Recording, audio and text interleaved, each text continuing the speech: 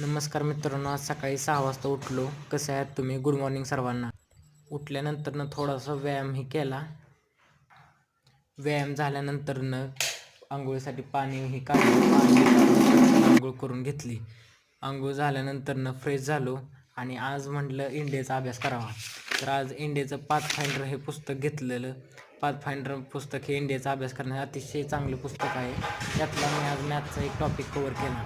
तर topic cover झाल्यानंतरनं थोडंसं relax झालं. आता अकॅडमी जाण्याची वेळ झाली होती, त्यामुळे बॅग पटकन पॅक केली, बॉटल पाण्याची भरून घेतली, पेन ही सगळं बॅगेत भरलं आणि रेडी झालो अकॅडमीसाठी.